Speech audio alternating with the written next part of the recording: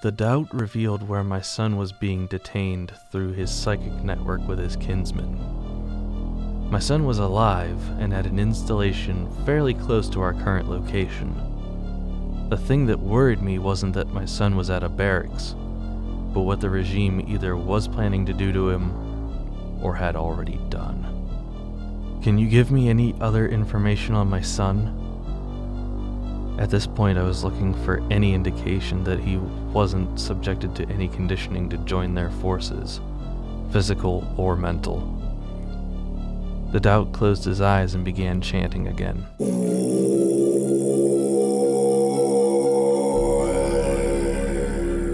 A few moments later, he opened his eyes and shook his head. They do not have any specific information on your son. My contact at the installation informed me that they recognized his face and they brought him in. That is the extent of the data on your son. At least he was safe. That was probably the fact that I cared about the most. I turned to the doubt and signaled that it was time to leave. We left the room and ventured into the hallways. As we walked back to the loading docks, the lights began to flicker and burn out one by one. It had to have been from a power surge of some kind, but I didn't have time to dwell on such thoughts. The doubt and I wandered the darkened hallways in search of an exit. Take a left. I'm using the guard at the docks as an improvised beacon. I followed the doubt's instructions and saw a source of outside light. Peering around the corner, I saw that the guard I incapacitated earlier was not alone. This new soldier must have been relieving their comrade by taking over their guard shift. The new guard rushed to their knocked-out co-worker. I could not risk having them relay that something was wrong. Doing so would heighten security and make an already hazardous escape a next to impossible feat. My sword at the ready, I prepared to engage. Don't be so rash. There is a more efficient way to handle this. The new guard reached for their radio. I then overheard the guard. There has been a break-in! Increase security at all front exits! After stating this, the soldier collapsed to the ground, almost out of exhaustion. There. Now we have free roam of that rear building exits. He must have used a hypnotic suggestion of sorts to influence the new guard's communication with her colleagues. A siren blared, and after a quick surveillance of the loading dock, the doubt and I had left the facility. We decided to take one of the regime's trucks to make the travel to the barracks a little more expedient.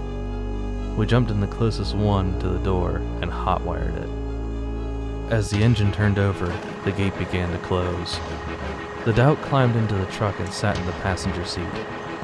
With the truck in gear, I slammed on the gas.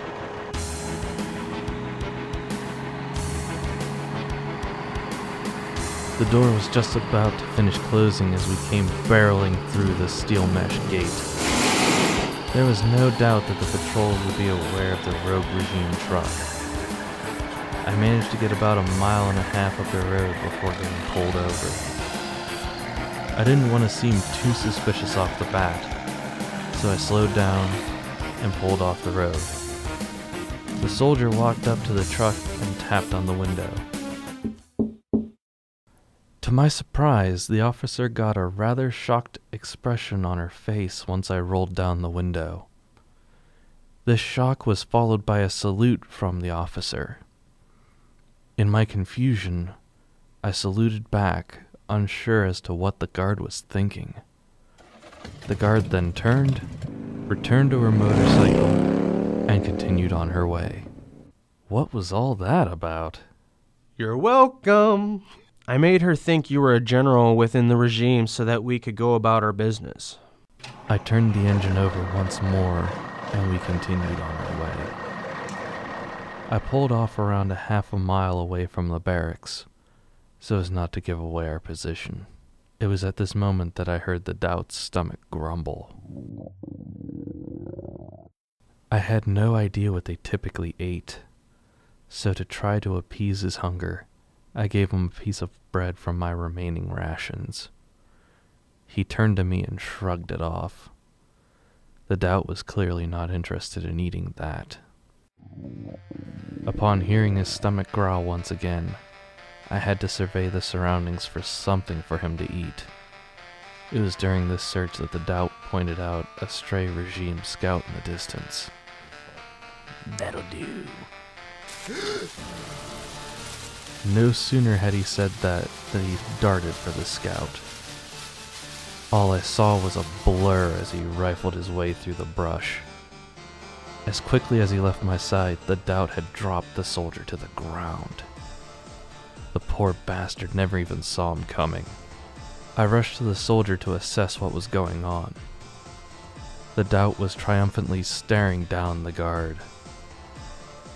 Despite just being attacked, the guard's expression was rather relaxed. It seemed that the doubt was feeding off the soldier's mind rather than their body. I'm done with him. Finish him off. What?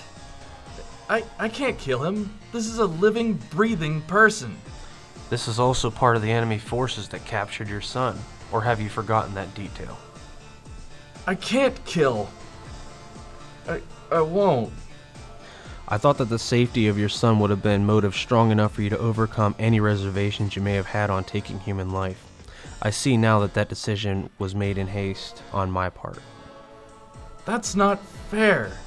You know that I would do anything to save my son. But You better get comfortable with the notion you may have to kill to do so. Might as well try out that sword on this chap since essentially he's a vegetable now anyways. You'd be doing him a favor in more ways than one. After staring at the helpless soldier's body for a couple minutes, weighing my options, I reluctantly drew my sword. I aimed it at the soldier's heart to ensure a quick and relatively painless death. As I prepared to plunge my sword into the soldier's body, I noticed a single tear fall from his eye. This was either out of gratitude or fear, but I had no time to contemplate that now. As my sword pierced his flesh, I felt a spray of blood hit my clothes and face. I left the sword in to ensure that I did not have to repeat this action more than I had to. The scout's body convulsed briefly, and then went limp.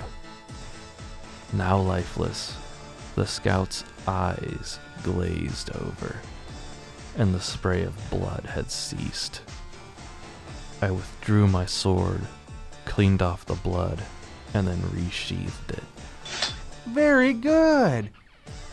But know this, not every soldier you face from now on will have as severe handicap as he did. You'll need to be on your guard while in the barracks and ready to take a life without a moment's hesitation, if need be. I understand. We shall see just how well you comprehend your situation. I sense another sentry about 10 meters off to your right. Why not try out a moving target? I don't kill to prove a point. Who's there? The doubt and I dashed for the nearest bushes. The sentry was now coming towards us to investigate what the source of the noise was. At least having them come to us will minimize the chance of her calling in for backup. Though, like the doubt said, I can't afford to hesitate. I will have to make all of my blows be decisive and either maim or kill all soldiers who impede us once we are inside. The sentry was now roughly within 5 meters in front of me. I gripped my sword, bolted toward her, drawing and slashing in one continuous motion. Even in my younger years, I don't think I ever ran so fast. It must have been from the adrenaline kicking in due to the severity of the situation at hand. My sword caught her right across the neck. Her head rolled along the ground, and her lifeless body fell with a thud due to the loss of motor inputs from her brain. I searched her gear for anything that might be of use. In the process, I stumbled upon some medical supplies, a protein bar, a security card, and a pistol with a silencer on it. I checked the current magazine in the pistol and saw that it was full. This would be useful if I was too far away to lunge at someone with my sword, but didn't want to alert the facility. With my resolution reaffirmed, the doubt and I started toward the barracks. I'm coming, son. Just wait a little while longer.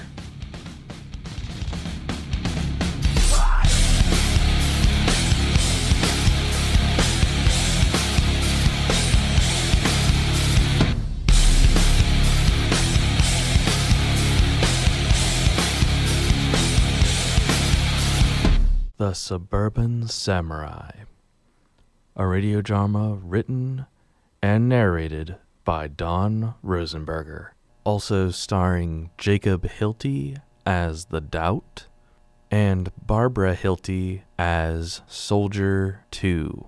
The music used in this episode of Suburban Samurai was composed by Bobby Prince, Dope, and Nobou Uematsu.